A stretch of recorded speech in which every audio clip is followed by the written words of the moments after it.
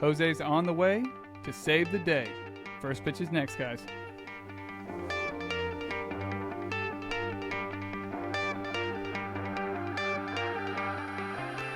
What's up, everybody? Welcome to episode 31 of Bringing the Heat. My name's Cody Pite, and with me, as always, the four-seam fastball co-host, Will Sism. Will, how you doing, man? Doing well. We middle of May, approaching those hot summer days, those dog days of summer. It's getting good. I think we're at the quarter pole of the regular season. Hard to believe. That's wild, isn't it, man? Yeah, Claire asked me what that is, and I said I believe it has something to do with horse racing. That would be correct. See, there it is, man. You gotta get that all lined up. It's always good. I think there was a big horse race today. What is it called? Yeah, it was the Preakness Stakes. There it is. Yeah, get your fancy hats ready, ladies and gentlemen. Mm-hmm.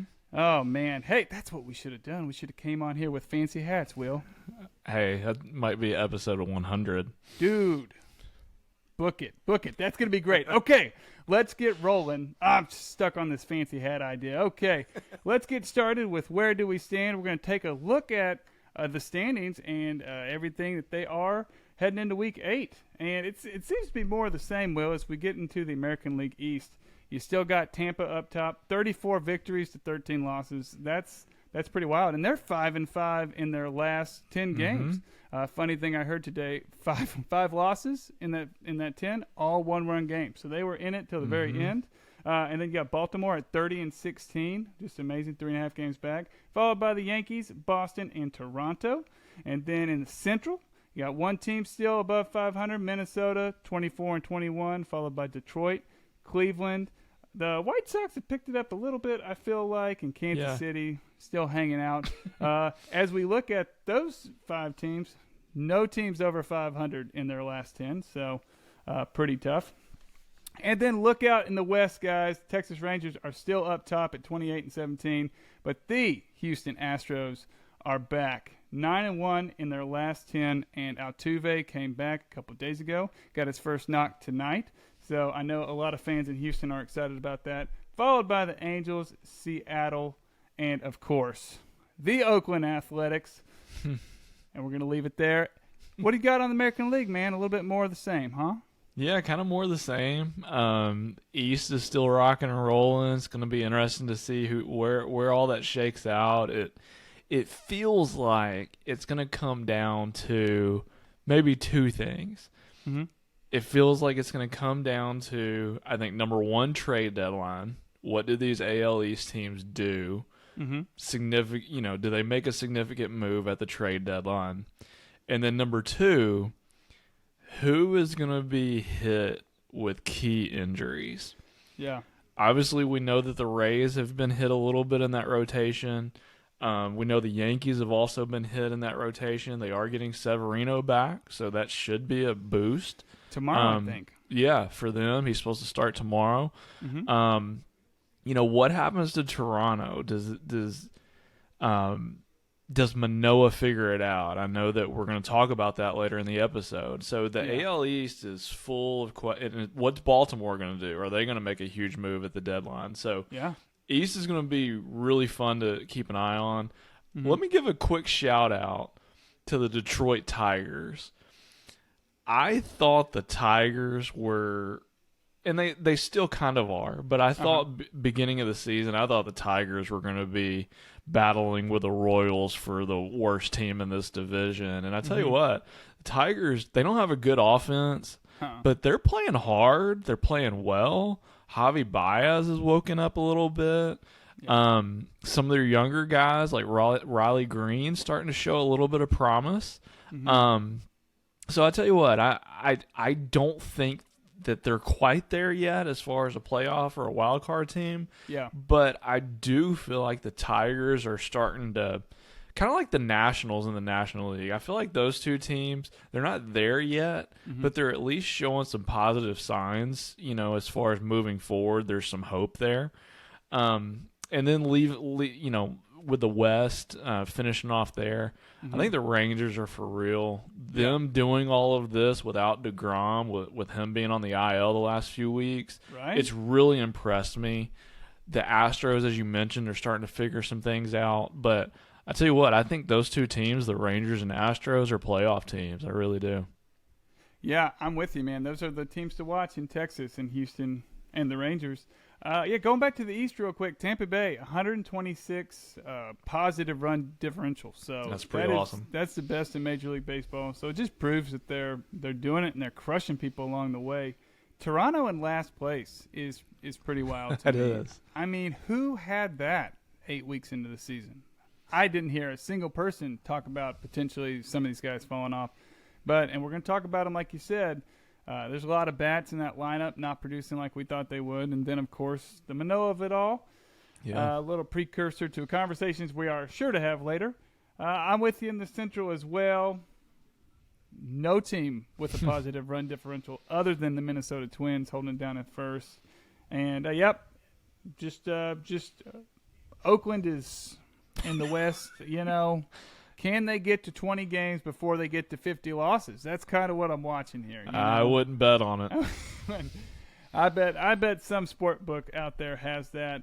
Honestly, I'm starting to just watch teams that go to Oakland and trying to pay attention to how they do, because Houston's got a few games in Oakland coming up this week, and they're with them right now as well. And I think that is a pretty golden opportunity to jump Texas in the standings. So we'll see how it goes. I think Texas is in Colorado, or Colorado came to them. Yep. So it's kind of a wash a little bit, but hey, be fun to watch. Let's talk a little National League, where there's a new top dog, man. When you look at the records, we'll talk about them in a second. Atlanta in the East is still holding it down, 28-16. Miami in second place. Remember, we talked about Philadelphia in second place last week. They have lost. Well, they won today, but they'd lost 5 in a row before that. So they're in fourth now, but you got Miami up in second. The New York Mets at 23-23, and then Philly and Washington.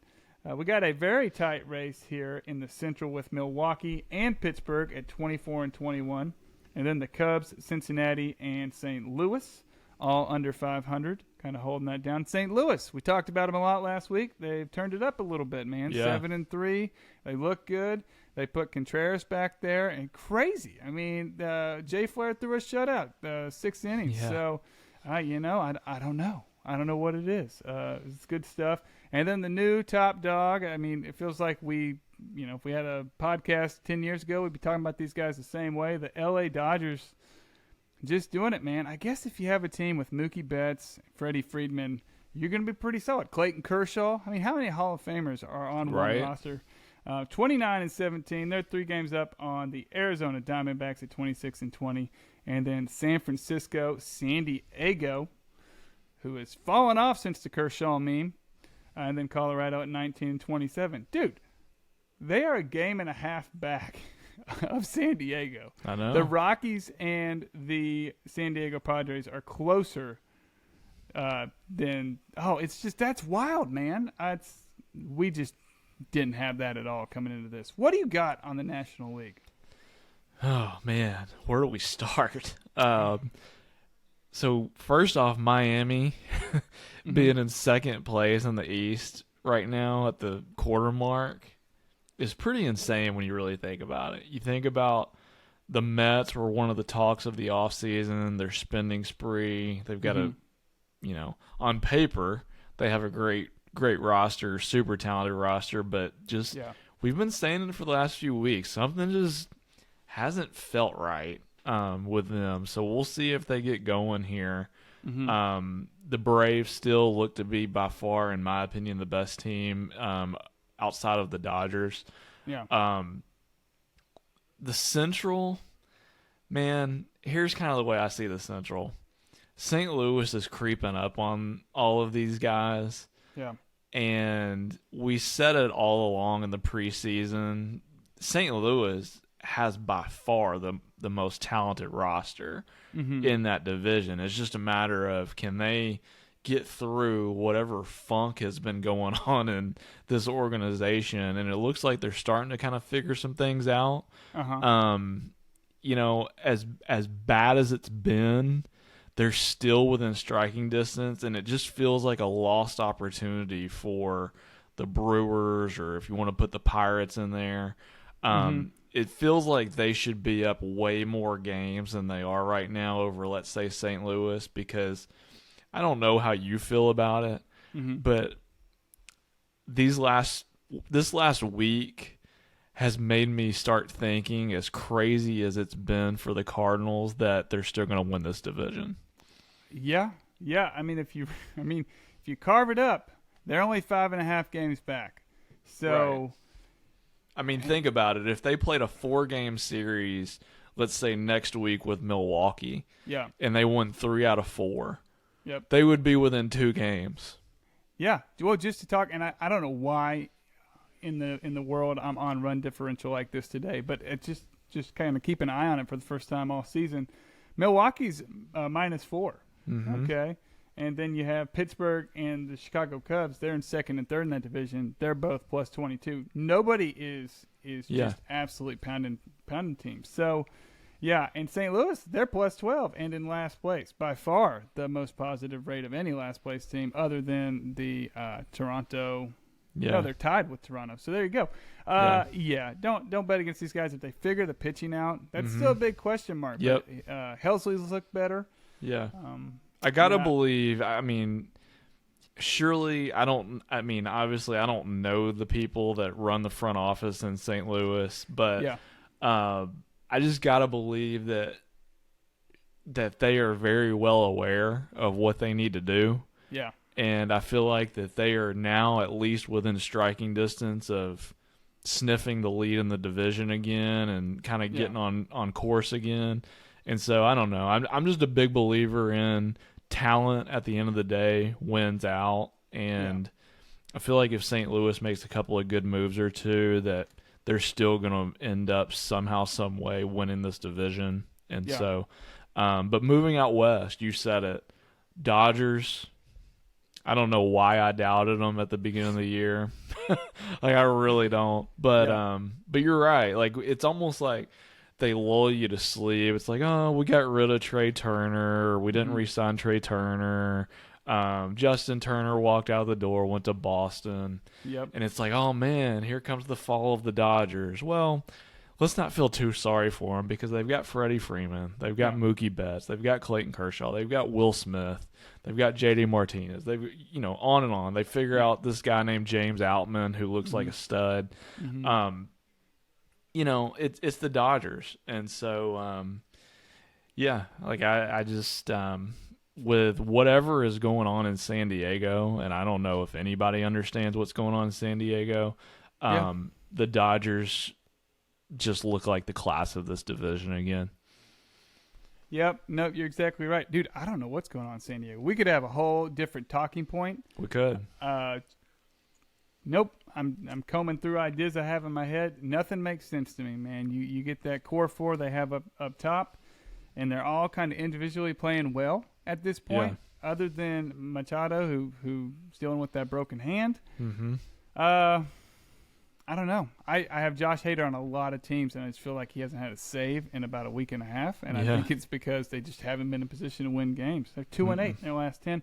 I don't know. You would think they'll piece it together, but that division's really good, and like we've talked about before, the Diamondbacks are looking great. So, and their pitching has been bad. Like they're, you think of the Padres. At least I think of the Padres, and I think of you don't necessarily have a superstar number one, but you've got like 3 or 4 guys that could be a really good number 2 on pretty much every team. You think of Yu Darvish, Blake Snell, Musgrove, those type of guys, and they've all been like very mediocre at best. Yeah, that's the thing. Musgrove has come back from injury and not looked good. And I thought it was just the Mexico City start. He's on a couple of my teams, and it's you just keep waiting. He goes again tonight. He gets a tough matchup with Boston, who's offensively kind of playing like a juggernaut. So we got to move on, man, but it's going to be so much fun to keep an eye on because I don't know. That's the crazy thing about baseball is it's like we've said before. You think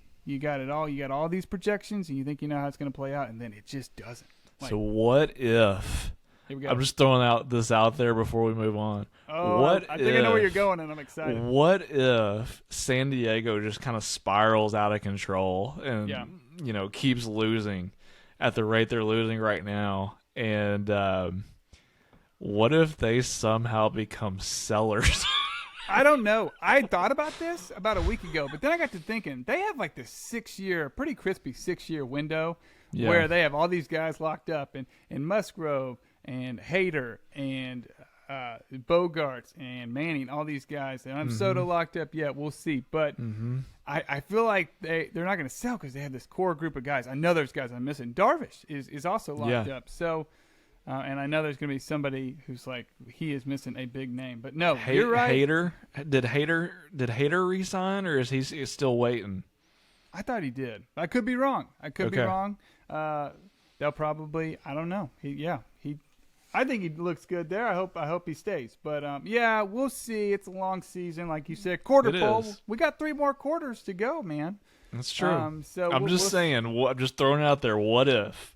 It'd be great. I think it'd be great for a lot of the teams. That's the thing, man, with all these wild card spots, they're only 3.5 games out of a wild card spot. So everybody's competing. Competing. It's kind of great, kind of makes the trade deadline a little bit of a bummer. Speaking of things that aren't a bummer, what about our Heat Check Player of the Week? You threw this guy down, and I think it's a beautiful call.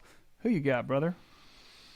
Man, this guy in our head-to-head league, in our home league, has been up against me this week, and it has not been fun. He literally just got called up just over a week ago, and it's Christopher Morel for the Cubs. And this week, I started my stats on this Monday, so...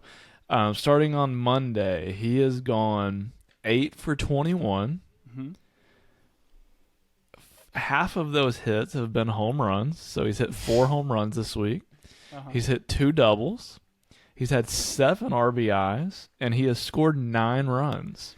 Yeah. So, needless to say, in our head-to-head league, going against that, he's cost me about 3 or 4 categories just in and of himself. So thanks, Christopher Morel. But congratulations. Congratulations for making my Heat Check Player of the Week. Oh, it's very exciting. No, you're right. He came up. There's a reason why he didn't break camp with the team, and I'll tell you about it. His strikeout rate, it's terrible. It's terrible. It was terrible last year. It's actually higher. It was 35% last year.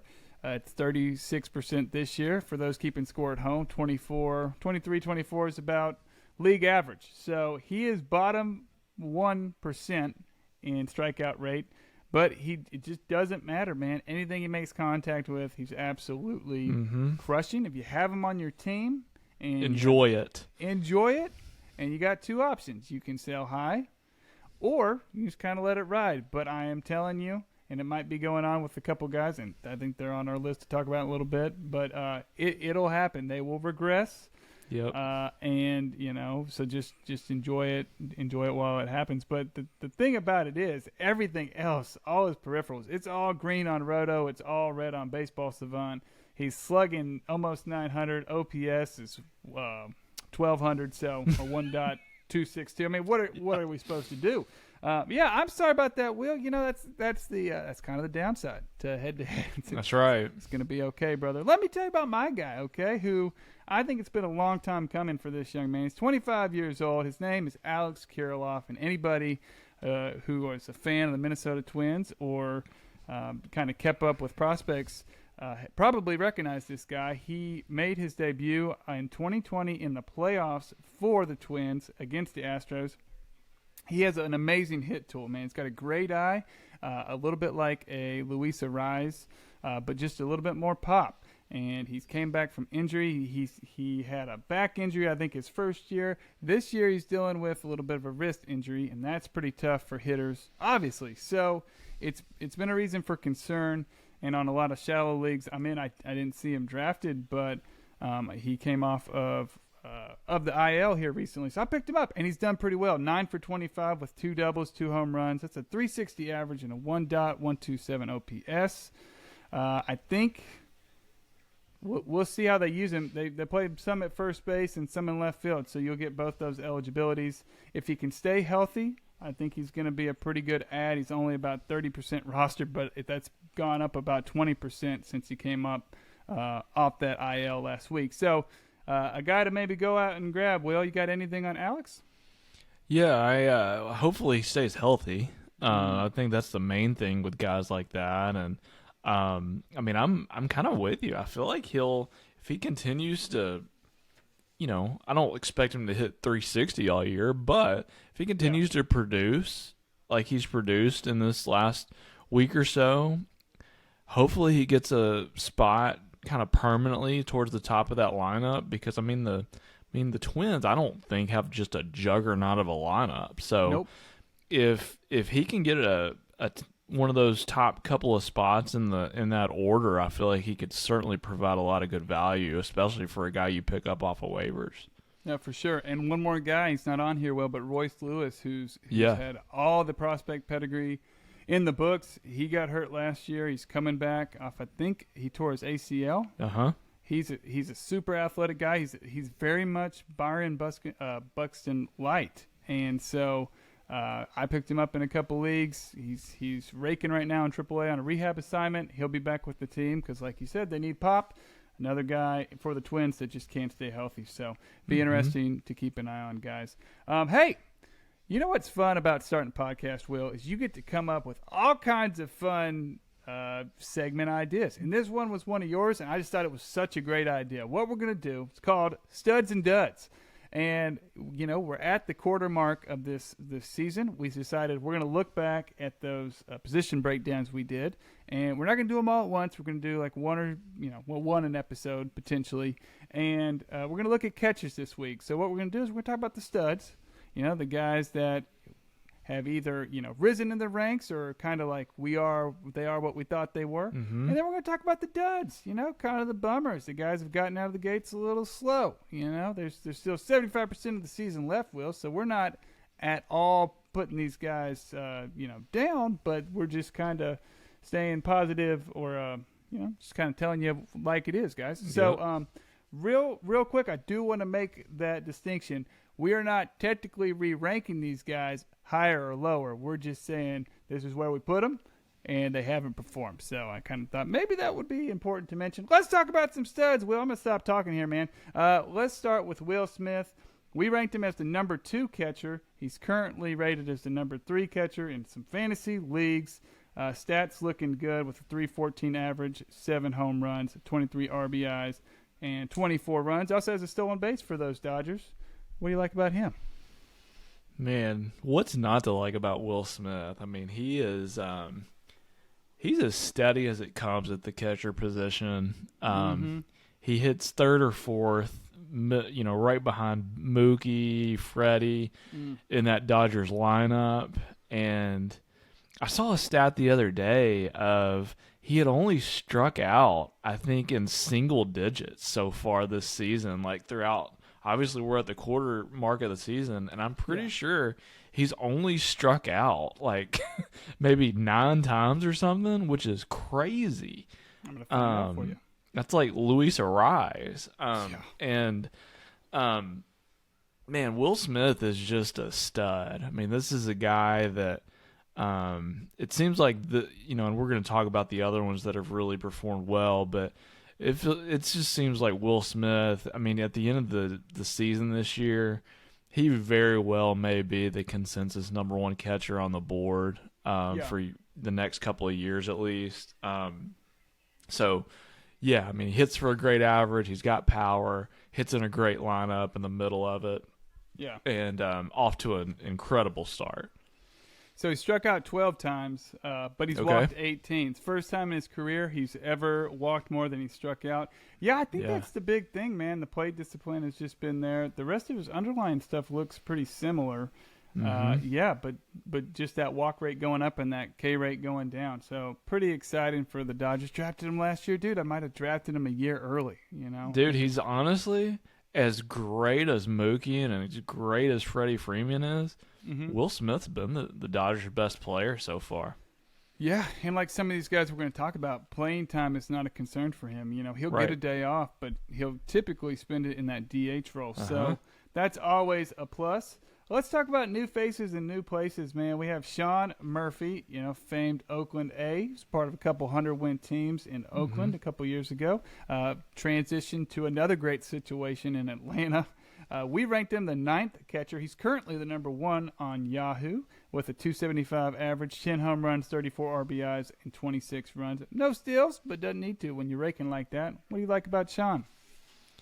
Man, I feel like we should have seen this coming. A guy coming from Oakland, kind of in the, in the wilderness, so to speak, in Major League Baseball out in Oakland these last couple of years. But and then coming to the Braves, which it just feels like there's like magic in that organization. And when the Braves, when they already had Travis d'Arnaud, and they made a super aggressive move to sign Murphy, it's like, Atlanta's onto something. And I feel like we all maybe didn't recognize it as much as maybe we should have. And, dude, Sean Murphy, he's a great player. I mean, as good as he's been offensively, he's fit in seamlessly with that pitching staff. They're kind of, now that d'Arnaud's back healthy, like they're kind of figuring out kind of how to split the workload between those two. But man, what can you say? He's been awesome. He has been amazing. Yeah, and he got off to a little bit of a rough start. He's actually dropped in one of our leagues, and I think you picked him up. And you also have Adley, which is the guy we're going to talk about here shortly. It's really awesome. I mean, you're right. We probably should have saw it coming, but he was ranked pretty highly last year, but it was because he had more at-bats than any other catcher. I mean, he was out there in Oakland. He was playing almost every day. And so his counting stats reflected that, and he was ranked really highly. I guess in my mind I was thinking maybe you're switching leagues. You're seeing some pitchers you don't typically see, but, man, 9, especially with some of the guys we have in front of him, 9 seems pretty low. So I know. We're sorry, Sean. That's why we're doing this, and that's why you're a stud, buddy. That's all it is. Sean, you will not be 9th on our pre-rankings for next year. No chance. No chance. This is another guy that might have a problem with us, and that's Mr. Jonah Heim of the Texas Rangers. We had him not ranked. We're going to raise our hand. We had about 20 guys down on the list. He was not one of them. He has come out. He's been electric. 299 average, 6 home runs, 31 RBIs, 26 runs, and 1 stolen base. Currently ranked 4th among all catchers. And I think he's just kind of clicking right in step with that Texas Rangers lineup that has been so great. Boy, I feel like this is just us kind of our tail between our legs and saying we're sorry, but what do you like about Heim there, Will? Hey, you know what? If we only miss on 2 guys per list, that's pretty good. That's true. I mean, what can you say? Jonah Heim's been great.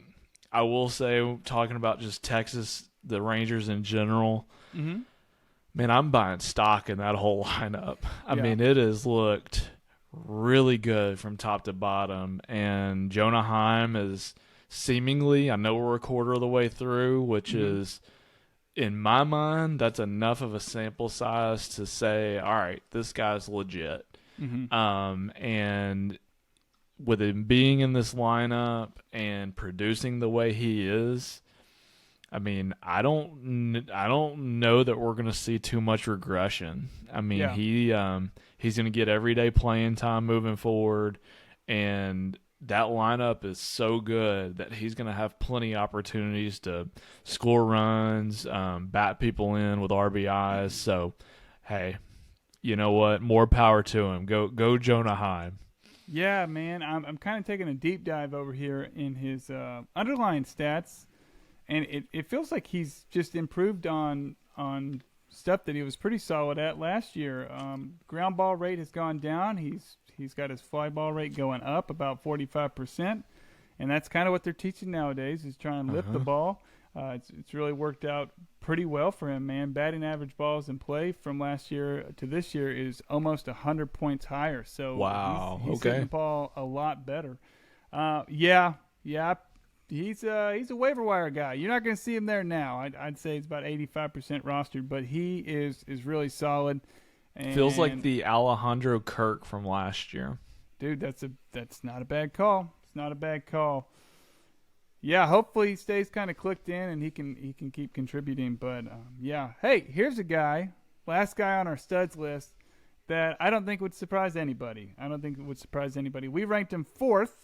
He's currently 2nd, and it's Adley Rutschman. Man, he is he's just everything that the Orioles thought he would be and more. He's the team leader. He's the man. 280 batting average, 7 home runs, 24 RBIs, 23 runs scored. What do you like about Adley? Everything. Everything. Yeah. Okay. Here's what I'll say about Adley.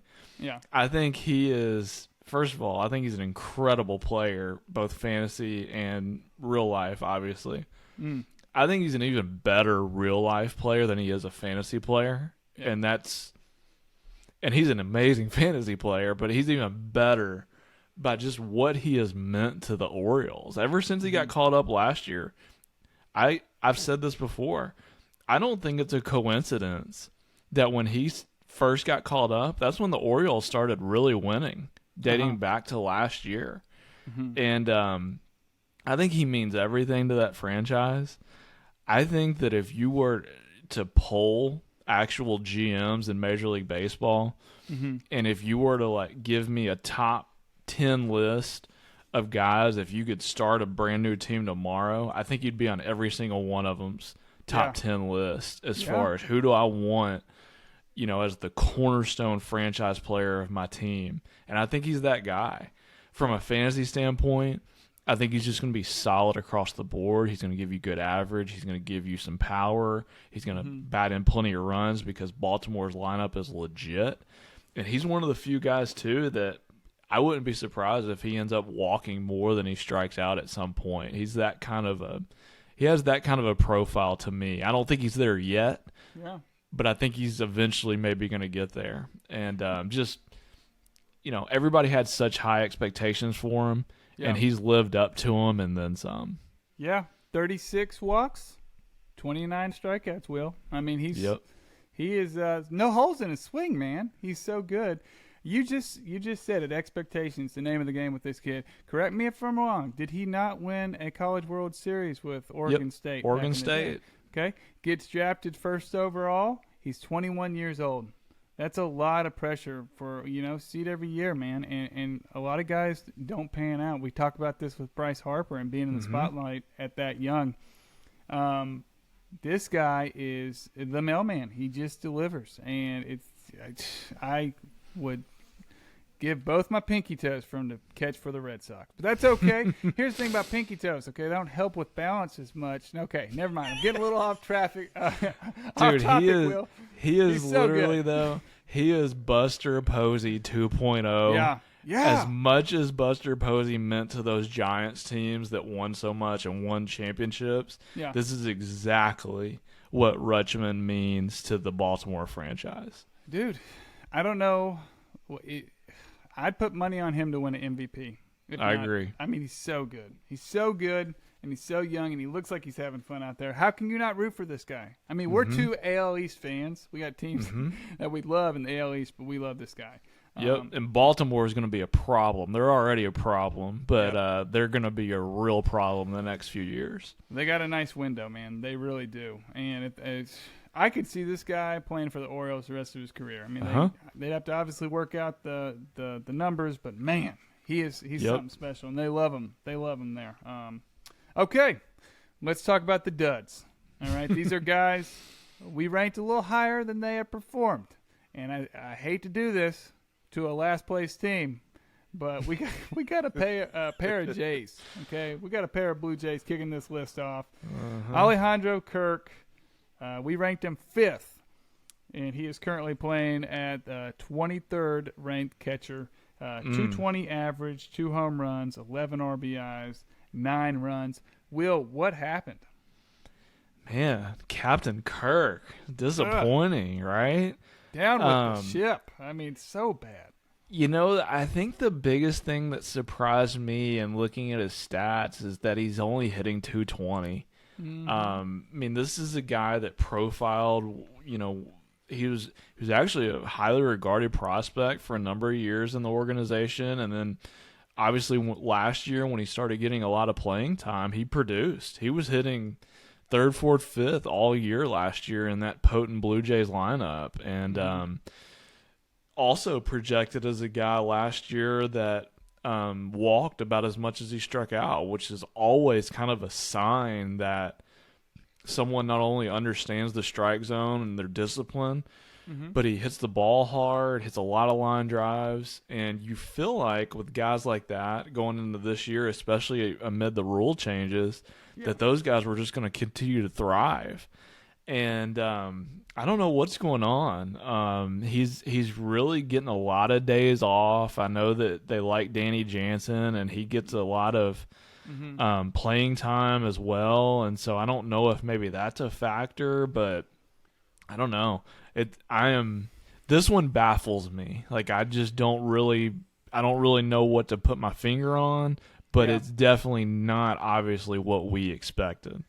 No way, Jose. No, the thing about Kirk is you talked about his discipline. It's all still there. It's all still there. A couple of things, I was kind of worried about this. I ended up drafting him in a lot of leagues, and the Brandon Belt of it all. They signed him to a free agent contract, and they wanted him to DH mostly. He and Vladdy were going to switch. Maybe he'd play first a little bit, but for the most part, he's going to be DH. So now you got Jansen and Kirk. I still drafted him because I felt like, okay, well, he's going to hit 280, 290, maybe 300. He will hit better than Jansen. He's been awful. Contact stuff, like we said, still there, but no power. His ISO, which is slugging percentage minus batting average, they use that to kind of isolate just pure power.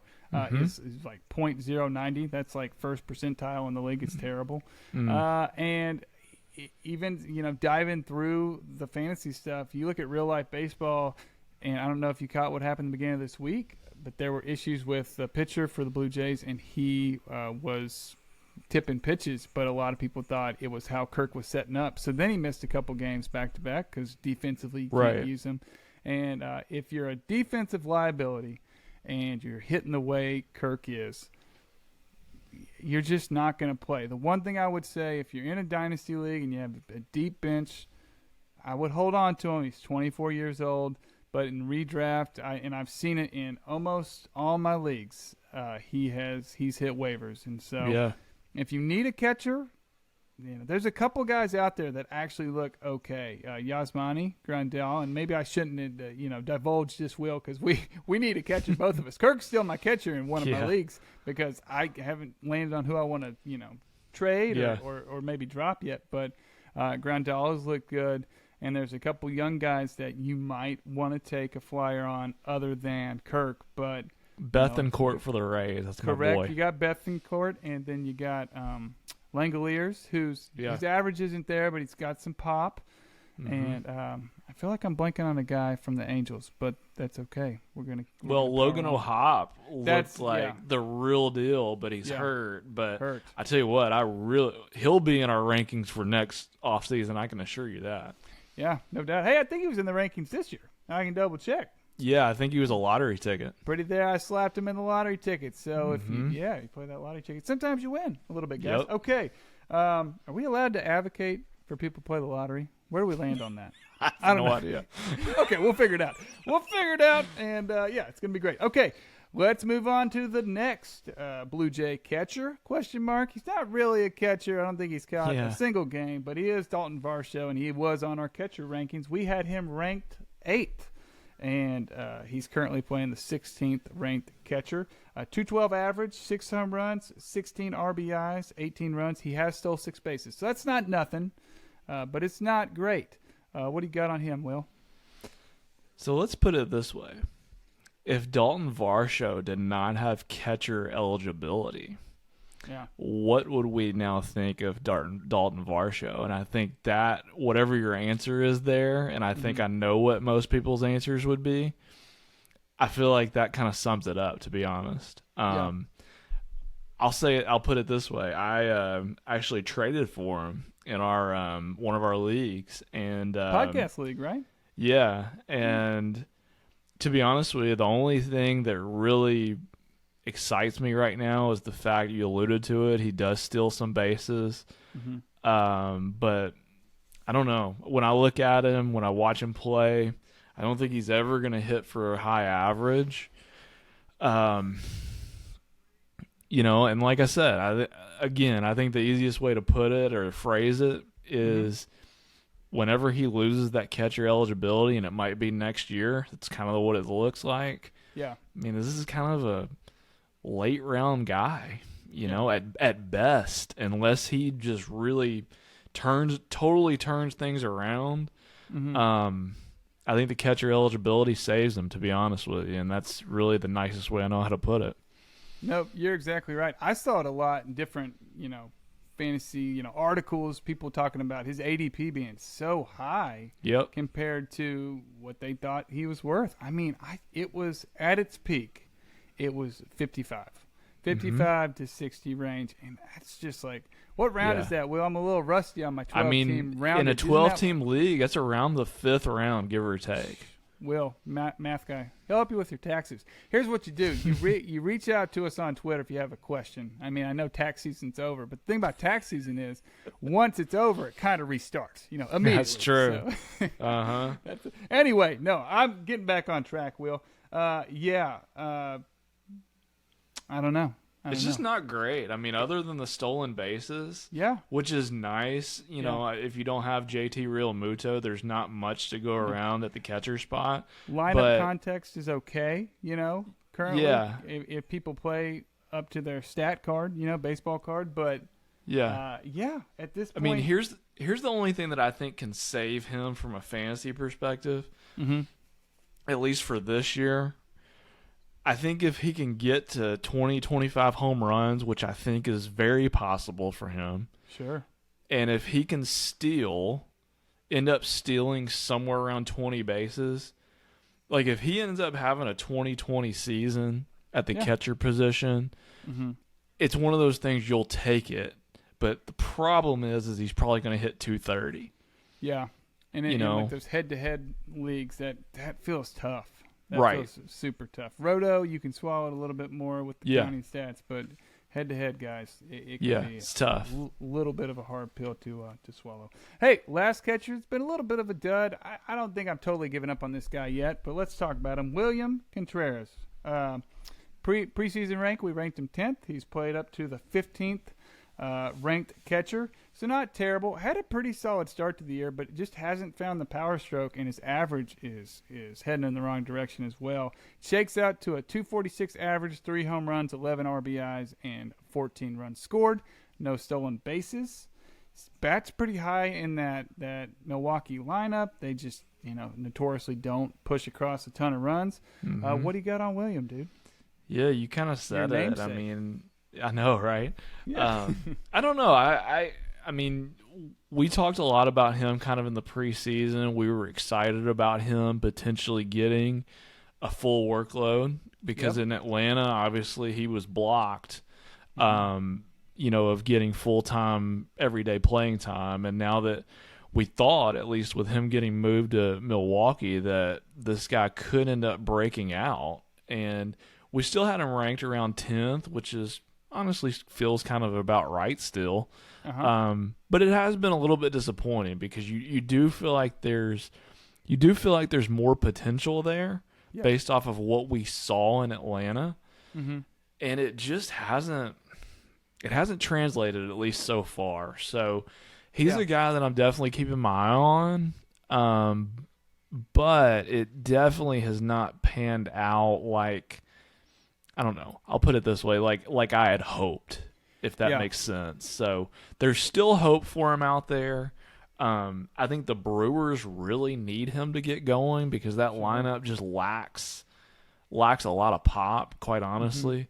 But we'll see, man. It's still early, but I don't love what I've seen, at least to this point.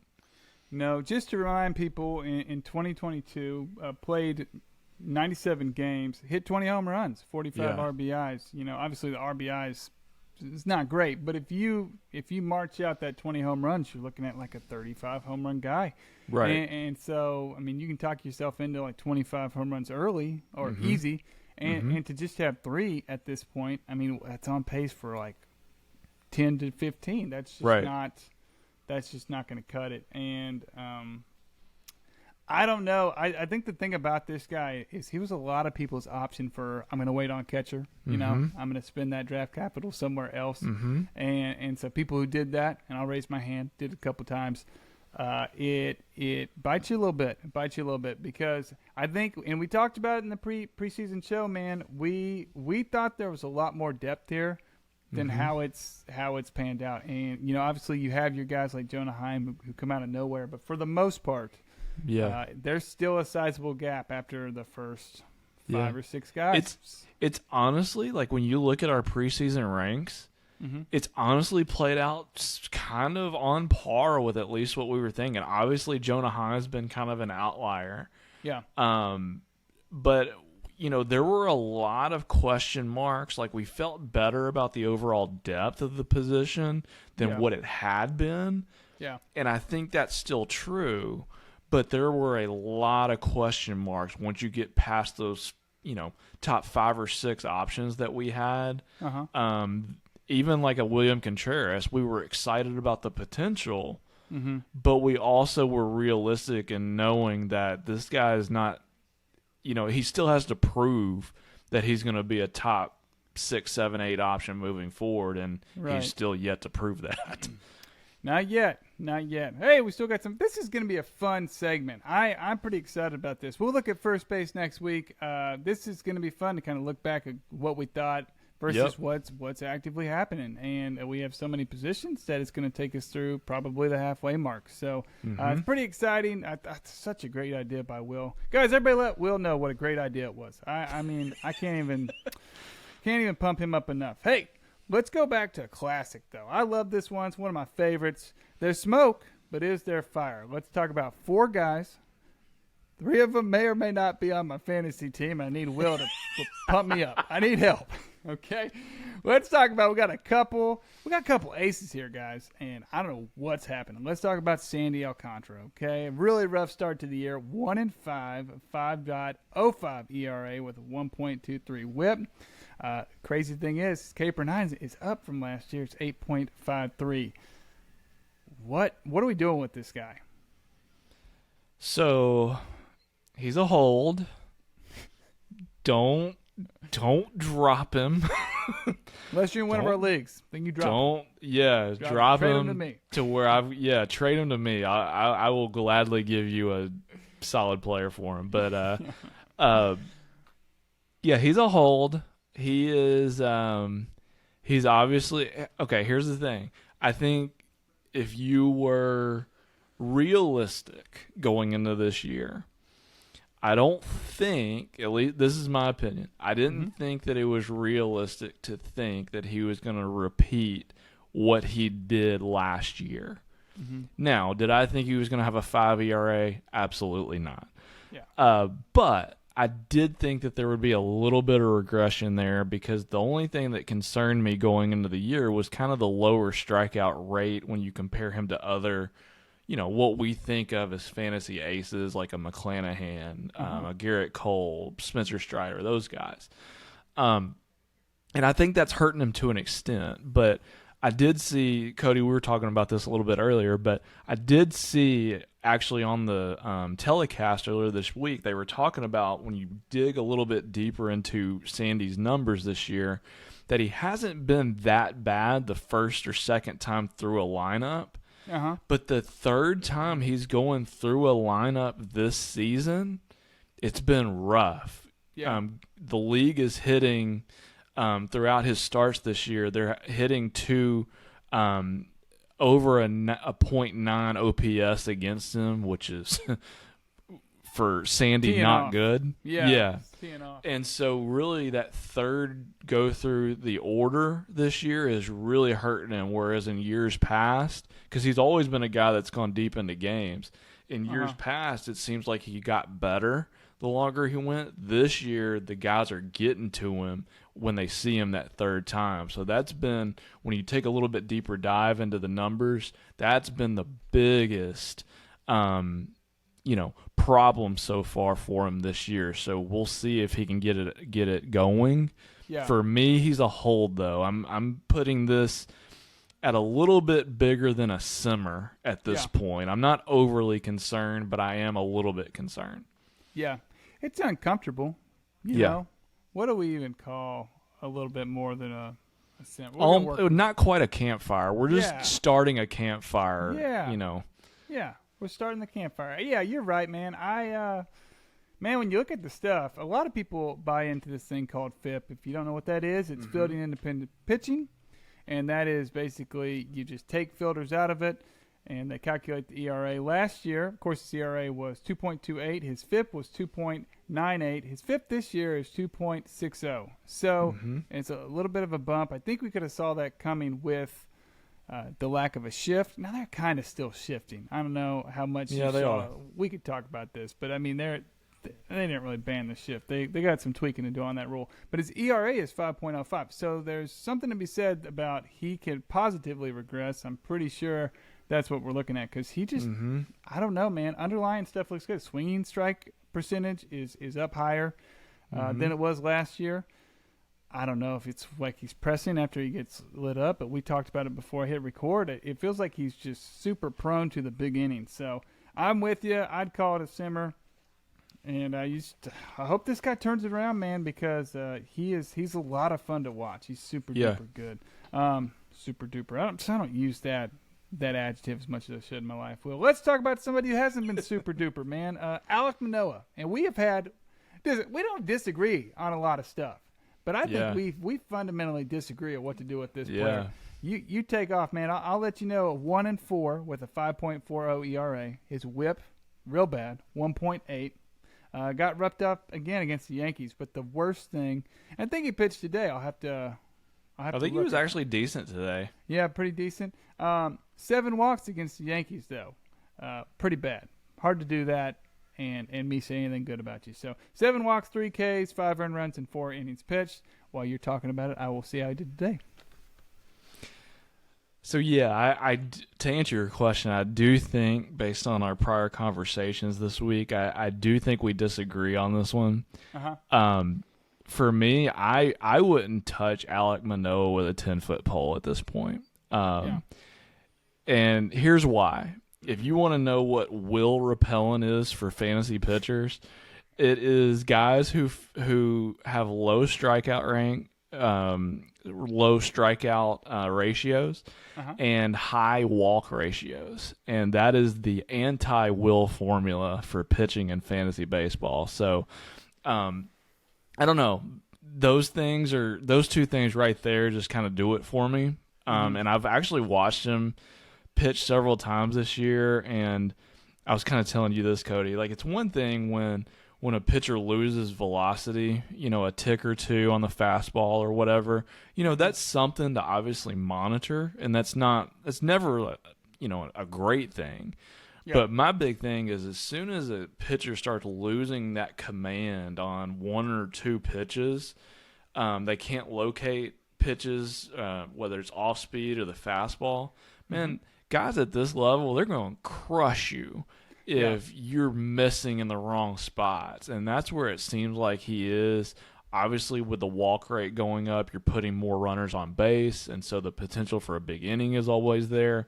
But to boil it down, man, I'm at a forest fire with Manoah. Like I wouldn't. For me, I'm not trying to trade for him. If somebody offers him to me, I wouldn't give up hardly anybody for him. I just don't like what I'm seeing. Here's what I feel like is going to happen. I feel like he's going to sprinkle in a few good starts here and there, but if you're in a head-to-head league especially, he's going to give you a couple of starts this year to where he's going to get shelled. Yeah. And you're going to lose your pitching stats in a week-to-week category league just based off of his bad starts, and I don't want any of that. Dude, it's such a delicate line to tiptoe To me, I'm a back of the baseball guy, okay? And to me, you got to hold. Now, you don't start him. You don't start them. You do this thing where it's kind of like, you ever seen those yogurt shops or ice cream shops where you take it in and you get a punch every time you buy one? Then you get into 10 punches, Will. Okay, you get a free ice cream. Yes. All right, so have one of those in your mind for like good, I can live with this Manoah starts, all right? So, okay, 3 punches, and then I might start him depending on the matchup. Yeah. I know depending on, and we've talked about this, depending on the size of your league, you really don't want a lot of guys that you just don't trust, okay? If you're in like an 8 or 10 team league, you ought to fill that rotation up with guys that you can pretty much blind, unless it's like Colorado or the wind's blowing out at Wrigley. You can just blind put in your lineup. You don't worry about. But if you're in like a 12 or 15, if you're in a 15 league, 15 team league, and you drafted this guy high, I mean, what, 4 to 6 rounds? The draft capital's there. It's hard to just send them out into the waves, man. Put them out in that ocean that is the waiver wire. I hope it is. It is. But here's the thing. Here we go. I know you said like track record. This guy's really only had one full major league season under his belt, so we're not dealing with a guy who's had multiple all-star appearances. We're not dealing with a guy who's been year after year a horse. We basically had one, albeit it was a really good season. Mm-hmm. But I don't know, man. I just don't like what I'm seeing, and I hear you on. Man, I had to spend a early round pick to get this guy. Yeah. But if he's just riding my bench, man, I can find somebody on waivers that can at least help me. Maybe, I don't know, find out if there's a blue. We talk about this. Find out who in your fantasy league, like what team. Maybe you can get something from a Toronto Blue Jays fan. 5.2 today, 6 hits, 2 earned runs, 1 walk, and 5 Ks. Gave up a home run. So, it's doable. I can live with that. The worst thing is it's a 5.2. Can I get my boy a quality start? Why are we doing this? Yeah. Okay, one more out. One more out. Quality start. I swear that happens more than it doesn't in my mind. I don't know. I would hold, but I am very curious to keep an eye on this and see how it goes because there is. We'll keep you posted. Yeah, we will, guys. Come back. I'm sure we might talk about this in a couple more weeks because I think we've talked about them before. We were both kind of like campfire, but I'd say Will's kind of blazing, and I'm blazing. I'm a little campfirey. So I'm not gonna lie. I am molten lava. We are an exploding volcano right now with Alek Manoah. Oh, that's awesome. Okay. Well, it's hard for me to hate on a guy that historically crushes the Yankees the way he does. I think that's where my heart is stuck. It's like this guy shoves against the Yankees, so I want him on my team. Jorge Mateo is a guy who I was pretty excited about 5 weeks ago to pick up off the waiver wire, and now I don't know what to do with him, Will. Let's break it down by month, shall we? In April, 24 games at .347 average with 6 home runs and 17 RBIs, a 1.062 OPS. Somebody reached out and said, hey, I'm willing to buy super high on Mateo. This was in April. You know who you are? And I was like, no, I'm okay. So I definitely should have taken him up on that because in May, 15 games, a .118 average, no home runs, 5 RBIs, 285 OPS. K rate has tanked in that it's risen a lot. Maybe tanked isn't the right verb, but 29%. It went from about 14 to 29% there, Will. So all in the pot. What are we doing with Mateo? This is a tough one. He's still in bases. I mean, he's still in bases. And that's the thing. I think, obviously, if you're in a deeper league, 12 teams or more, I think he's got to be a hold. You can obviously explore trade value for him. But the stolen bases are going to be there. And so I think that kind of, even though obviously we're seeing a lot of regression in batting average right now, I think that he's a hold just because of the stolen bases. Because obviously he has some power, and he hits in a really good lineup, albeit he's going to hit probably 8th or 9th most of the season unless he turns it back around. But I'm pretty sure his starting spot's secure in that lineup. And so for me, if I'm in a deeper league and I actually have him in our deeper league, I'm hanging on to him. Like I will explore some trade offers for him, but all in all, if I'm at least getting stolen bases and I mean, it kind of is what it is. Like you know he's probably not going to hit 300, Yeah. but you hope that the average sort of planes out a little bit. And Yeah. I mean, here's the thing: if he ends up with let's say a close to 20 home runs, but he steals 35 bases, hey, Yeah. it's not bad for a guy that most people probably picked up off the waiver wire. Yeah, not a lot of people drafted him. I'm with you, and I'm very proud of you for having the heart of a holder. I think that's awesome. Yep. Yeah, I'm kind of surprised. Because I'm more on the. I don't know. He's like a windy campfire. It depends on the size of your league. And Yeah. And that's with all these guys. That's the big deal. Is like if there's nobody out there that can, fantasy viable player, then you ought to just hold on to him and hope he, his value ticks back up, and then maybe sell a little higher. But yeah, it's been rough in May. Yeah. Speaking of rough in May, Brent Rooker is kind of on the same track as my main man Mateo. Maybe not to the same extent, but let's talk about it. April, 22 games, a 353 average, 9 home runs, 22 RBIs. This 28-year-old stud felt like, hey, he's really coming into his own. Maybe he's a late bloomer. I'm a late bloomer, Will. I'm still blooming, baby. Here we go. In May, 17 games, 215 average, 2 home runs, 8 RBIs. What are we doing? Oh man, this is a tough one too. We had talked a lot about him just in conversation, and here's the thing. I knew he was going to regress. But man, those numbers were so good for those first few weeks. It was hard to, it was hard to move off of him, and I understand. And the problem with me, and I mentioned this a few weeks ago, but the problem with me is he plays on such a bad team. Yeah. And that just in fantasy, I've said this before, but that's one of my kind of sneaky things that I try and do with my teams is I try to draft as many guys on really good actual MLB teams as I can, because that automatically buoys a lot of their counting stats. Yeah. And so when you get a guy like Rooker, who if you just take his, his batting average, his home runs, all of that kind of stuff, it's going to end up being obviously fantasy viable. Right. We're not talking about a guy who you should just go out and just immediately drop. Yeah. The problem is when you take his stats and then you figure him with he's playing for the A's, that's what makes it tough. And so for me, he's a hold, but I would put it at a campfire at this point because I knew the regression was coming. Sure. It feels though to me that the regression is a little bit harder than maybe I was going to be thinking it was going to be. And so I'm hanging on to him for another couple of weeks, see how it shakes out. If I have him, I am exploring some trade offers to see if anybody will bite. But, man, that regression, it's coming, unfortunately. I think so. Like you said, he's like one of 3 people you can really name on that team.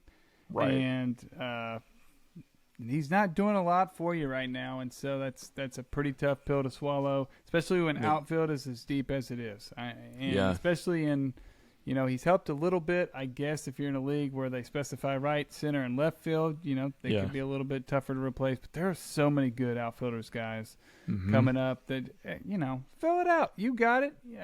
But in those shallower leagues, I don't know. You can cut bait if you're in a shallower league and you like somebody. Yeah. I would say feel free to cut bait if you're in a shallower league. Guys, I hate dropping people. I really do. It hurts my soul, especially guys that you pick up and they just carry your team. It's like, oh, I'm gonna drop him. He's gonna get hot again. the underlying stuff, the strikeout rate's coming back up. I might drop him. Obviously, league dependent. We keep saying that. We're going to keep saying it. It's kind of like quarter pole. I think we've said that grand total 12 times this episode. Will we and are just not and just putting it out there. I don't hesitate to drop people. No, Will loves dropping people. I love notifications on my phone, when people get dropped and I click on them like, oh, it's Will. Nice. Okay. So one of my favorite things that Yahoo does is keep track of the moves. It really makes me pretty happy. So, because I get to keep up with that all year. Speaking of moves, my main man Will's making. Let's talk about the Roman Candle Player of the Week. Okay. So let's get into it, man. Week 7 results. Will is up 1-0. I don't know if you guys remember that. He crushed me last week, okay? Then he went and picked a consensus top 12 guy, okay? We had a pretty rough week, but he's picked it back up. He went with Kyle Tucker.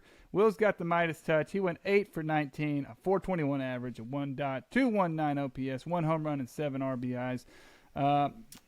Looking really good for the Houston Astros. And then I went with a former Astro, Carlos Correa, who I thought was really going to start, picking it up. It's May now. It's time to roll. Didn't happen. 4 for 19, a 211 average, no home runs, 2 RBIs, and a strikeout rate that is 35%. That's really bad. So, I thought maybe he's not getting paid enough. I don't know. I think that could be it, man. We'll just pump up the GoFundMe and see what happens. Maybe he'll get going. Poor Carlos. Tough for him, man. Tough for him. Okay. So Will's up 2-0, but it's a new week. It's week 8, and I'm feeling great about 8. It's going to be it's my time. It's my time to shine. Here we go. We're going to fight back, turn this franchise around. Week 8 picks for Will. Tell me about your guy. So for week 8, trying to make it 3-0 here. I'm going with a guy who has had a recent IL stint for several weeks. So he's just coming off an injury. I think he's a great player. Here's the thing. I love this lineup. We've talked about it. We've talked about how good we think Texas' lineup is. I'm buying all the stock I can get in Texas right now as far as their lineup goes. I'm going Corey Seager. The only thing that's kind of disappointed me this year so far with Seager is he hasn't shown power like he did a year ago. A year ago, it was kind of the opposite. His average suffered a little bit, but the power was like, holy smokes, where'd this come from? Right. So if we can kind of find that happy medium, because his average this year so far is solid, but I think he's only got 1 home run. So we'll see. I think that Texas is rolling right now. I think Seager has had a couple of games under his belt coming off the IL. He's getting his timing back. And so I look for him to have a really big week coming up in week 8 and going for 3-0. Yeah, it's looking good. He's pretty solid. I like that pick. Man. And for anybody who thinks Will's just jumping on the bandwagon with Texas, he called it early in our preseason selection episode. Man, he called them as a wild card team. They might do more. So yeah, I had a feeling. That tonight's going to be a good night. Okay, and speaking of people who are going to have good nights. Not this guy in particular, but this is still week 7 we're talking about. Michael Harris is a crispy 0 for 3 tonight with a strikeout for the Braves. He's worked his way back down to 9th in that lineup, man. He has had a tough go in the year, and he might be one of the biggest disappointments so far this year. Not a bad idea for like an all-star break episode. Yeah. Because he's been terrible. For where people were drafting him, and if you don't remember, it was 25th overall. And I felt victim, man. You look at the stuff, the underlying stuff. The craziest thing is let me just peel back. Average of 184. That's gone down tonight. It's 177 now. He's got 1 home run on the season, 5 RBIs, 4 stolen bases. He has missed time. He's missed time with back and knee stuff. So that makes me nervous on the stolen base front.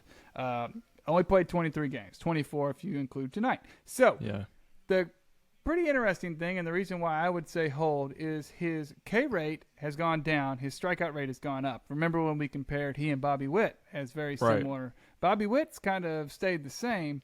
Michael Harris, his plate discipline has looked better. So Yeah.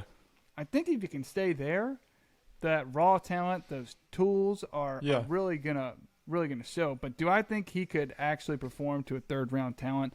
I don't think so. And I think it could be a lesson to anybody drafting. It's like, dude, maybe pump the brakes, because at the beginning of last year, this guy was in Double A. Yep. So, and this is all stuff Will told me. But I said, you know what, Will? I wanted Randy. I wanted known. Randy got sniped, man, right before I drafted Michael Harris. So I was licking my chops, and that would have been a world of difference. All that to say, this is about somebody I think is going to turn it around. Okay, Michael Harris the second. He's going to have a great week. He's going to hit 5 home runs, and he's going to steal 25 bases. And He's going to turn into Christopher Morel. That's that's good. Yeah, it's going to turn. Yep, it's going to be great, man. Will, that's 31, man. Got off to a rocky start. All cards on the table, guys. We did like 4 takes at the beginning because I just could not get rolling. What do you got? What do you got, man? Anything? Tell anybody? Man, it's been fun. This has been a good episode. Can't believe we're at 31. How about that? Very special, no doubt. Yeah, but no, we're like we've been talking about this episode. Quarter pole of the season. Yep. If you're struggling in the standings, don't hit the panic button just yet. Yep. But as we've been saying, take a long, hard look at your team. What can you do, either via the waiver wire or via trade, to try and make an impact? Mm-hmm. Don't just sit there and just wait for it just magically to get better, okay? Aggressive usually wins out. Trust me, I've seen this play out over the years. So be thinking about those moves you need to make. Here's another kind of just quick tip. Look at the top couple of teams in your league. See where they are kind of different than yours as far as where they might be making up ground and you're losing ground. Kind of compare your team with some of the top teams and figure out, all right, how can I kind of close that gap? And so just my little tip for the week. Again, we're a quarter of the way through. It's not panic time, but it is assessing time. Yep. And, we're before we know it, it'll be halfway through. So moving right along. That's it. Slow down, baseball season. We're just happy you're here. Guys, reach out to us on Twitter at BTH_Cody and at Will Sism. I like that Will's tips of the week. That might be another segment. That's a good one, start right? Rolling. I think it could help. I need to be writing down what you're telling us. Guys, we really appreciate you. On the YouTube side, we had kind of a major influx of views that we've never seen before. And so if you took the time to stop by, that's pretty special. And we really, really appreciate you. We're just having fun, and it's unbelievable. We were looking for the catcher spreadsheet stuff before we got started, and it took me forever to find it because we have built this database of stuff just because of this show, and we've had a great time doing it, and we hope that you guys get a kick out of listening to it. We appreciate you. But until next time, thanks for listening to episode 31 of Bringing the Heat.